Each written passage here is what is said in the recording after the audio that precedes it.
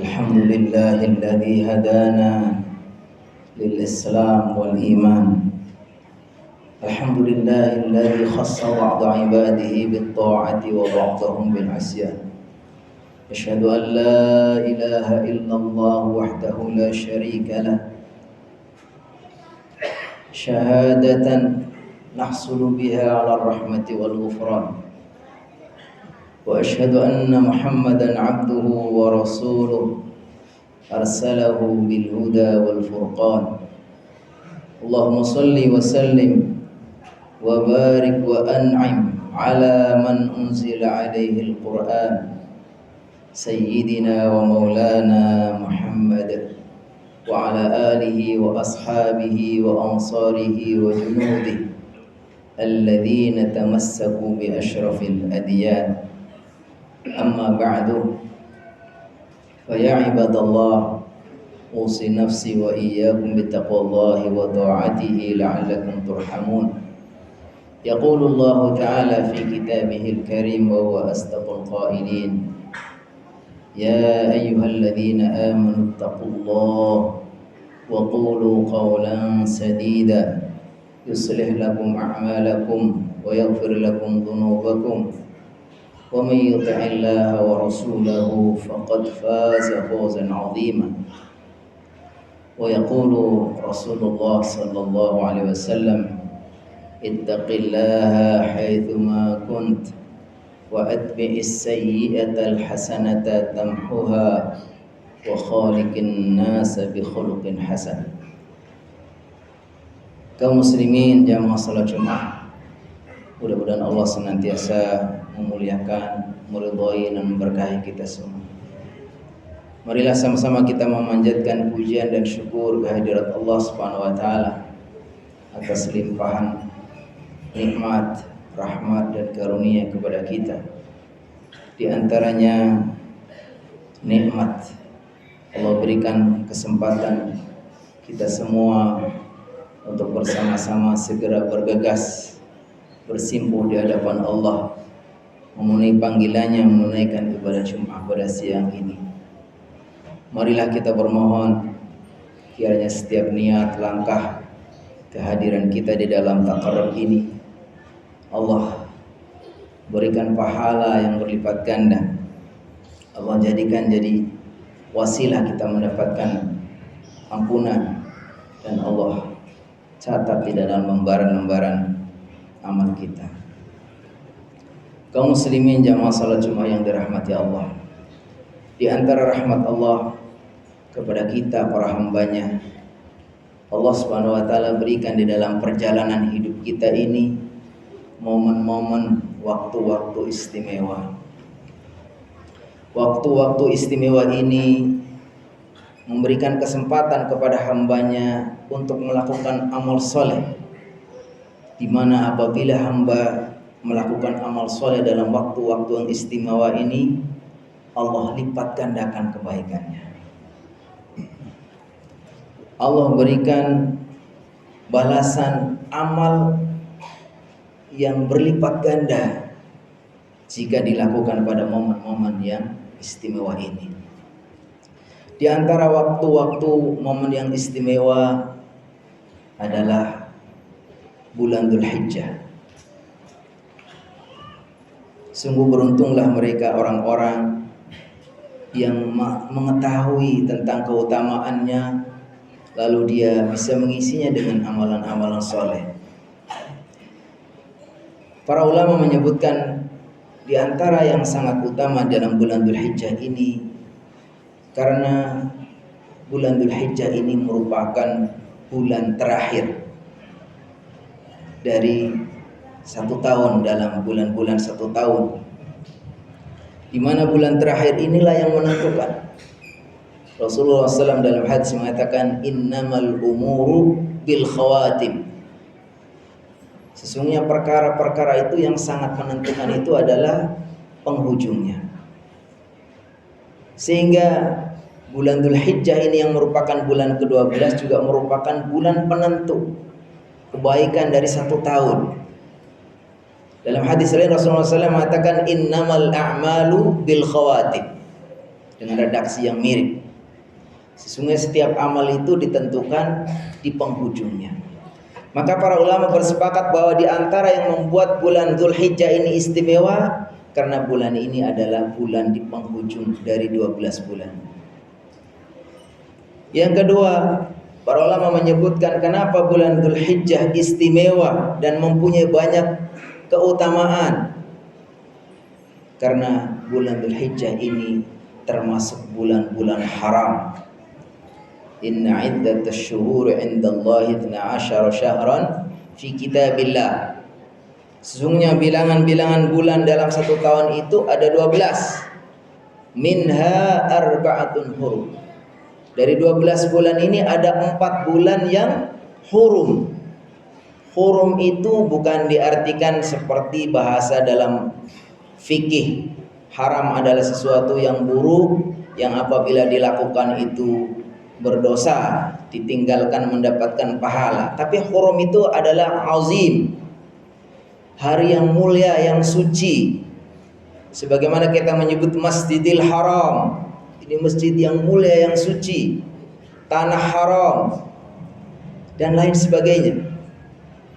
Allah katakan bahwa minha arba'atun hurum. Dari 12 bulan ini ada 4 yang haram. Bulan Dzulqa'dah, bulan Dzulhijjah, bulan ini, bulan Muharram, kemudian nanti ada yang terpisah namanya bulan Rajab. Sehingga para ulama mengatakan di antara yang membuat bulan Dzulhijjah ini istimewa karena dia termasuk bulan-bulan yang mulia. Yang ketiga, yang membuat bulan Dzulhijjah ini termasuk istimewa dan banyak keutamaan, sebagaimana yang dikatakan Al-Hafidz Ibnu Rajab dalam Fathul Bari, beliau mengatakan li'anna fihi ijtama'at ummahatul ibadat. Karena di dalam bulan Dzulhijjah ini terhimpun induk-induk ibadah. Jadi ibadah itu ada kategorinya. Termasuk kita juga dikasih tahu mana-mana ibadah yang istimewa. Ibadah yang kalau dilakukan ringan tapi pahalanya besar, dan masing-masing ibadah itu punya keistimewaan. Dan diantaranya oleh Al-Hafidz Ibnu Rajab bahwa bulan Dzulhijjah ini kenapa istimewa sekali? Karena ijtama'at fihi ummahatul ibadat. Terkandung di dalamnya induk-induk ibadah. Apa yang dimaksud induk-induk ibadah? Di antaranya karena di dalam bulan Dzulhijjah ini ada 10 hari pertama yang sudah berlalu, terakhirnya kemarin. 10 hari pertama ini dikatakan sebagai hari terbaik. Dalam hadis riwayat dari Jabir bin Abdullah, beliau mengatakan Rasulullah SAW bersabda, afdalu ayyamid dunya ayyamul ashar. Sebaik-baik hari dalam dunia ini adalah 10 hari. Sehingga kesaksian akan kemuliaannya itu disampaikan langsung oleh Rasulullah SAW. Dan juga diperkuat dalam ayat Al-Quran. Hampir semua para ahli tafsir mengatakan bahwa surat Al-Fajr ini mengatakan wal fajr walayalin ashar, demi fajar dan demi malam 10. Maka ketika disebutkan di situ malam 10 adalah mencakup siangnya, dan mereka bersepakat bahwa ini adalah hari 10 pertama atau 10 hari pertama bulan Dzulhijjah. Diperkuat Rasulullah SAW dalam hadis mengatakan ma min ayyamin al-amalu salihu fihinna ahabbu ilallahi min ayyamil ashar. Tidak ada hari di mana seorang hamba melakukan amal soleh melainkan menjadi yang paling cintai, paling Allah sukai dari amalan-amalan yang lain. Amalan apa saja yang dilakukan pada 10 hari pertama bulan Dzulhijjah ini menjadi amalan yang paling Allah cintai. Sampai sahabat ada yang bertanya-tanya, penasaran. Karena yang ada di dalam pemikiran para sahabat itu, puncaknya suatu amal adalah jihad. Wa dhirwatu sanamihi al-jihad fisabilillah. Maka sahabat bertanya, walal jihad fisabilillah. Ya Rasulullah, apakah jihad juga masih kalah dengan amalan 10 hari pertama bulan Dzulhijjah? Kata Rasulullah, walal jihad fisabilillah. Jihad pun masih kalah. Kecuali kata beliau, illa rajulun kharaja bi nafsihi wa malihi wa lam yardik bidzalika bisyai' wa lam yardik bidzalika misyai'.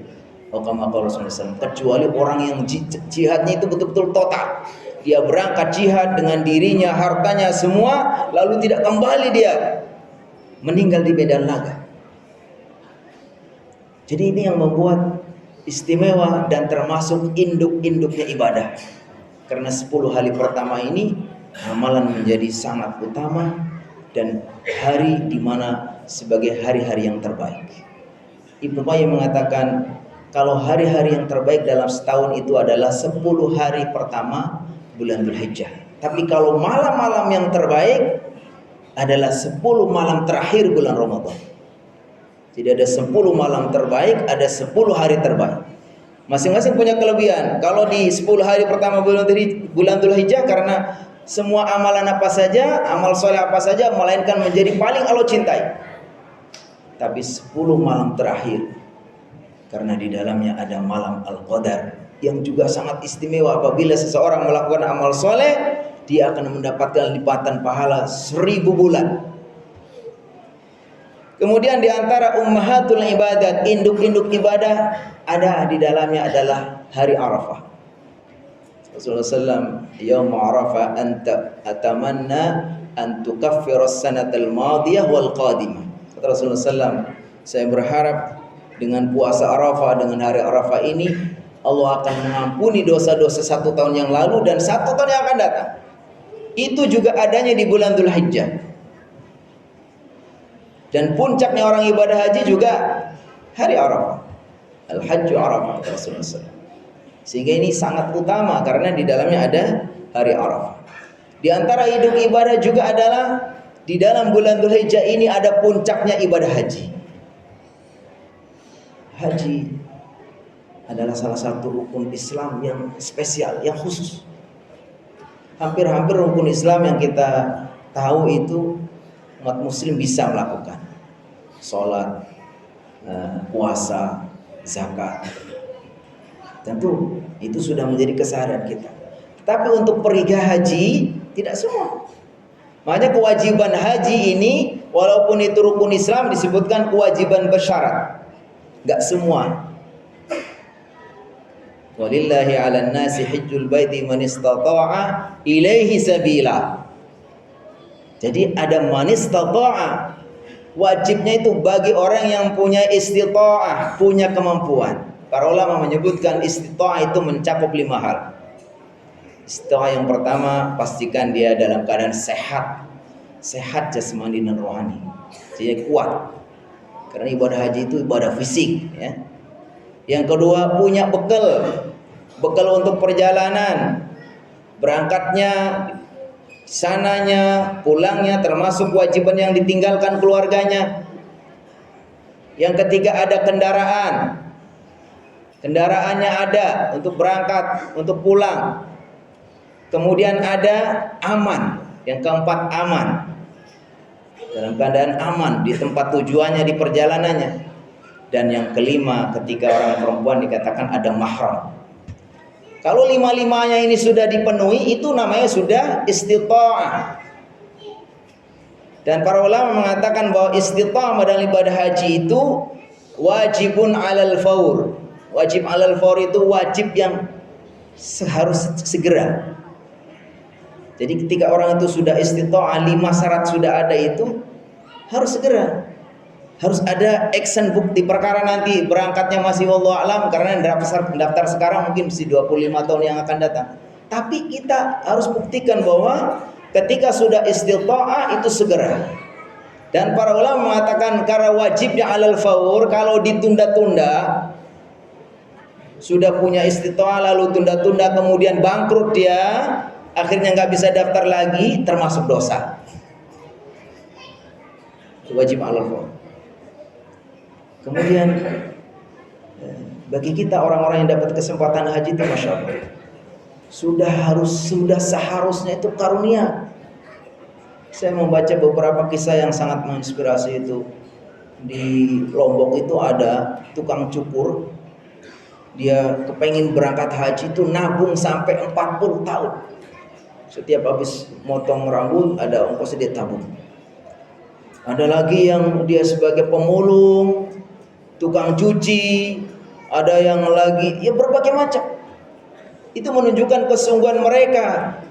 Walaupun mungkin secara hukum mungkin belum istita'ah, tapi itu bagian dari apa? Karunia Allah Subhanahu wa taala. Allah tanamkan rasa cinta untuk pengen berangkat haji. Maka oleh karena itu siapapun yang dapat kesempatan haji sudah seharusnya jangan sia-siakan, pastikan.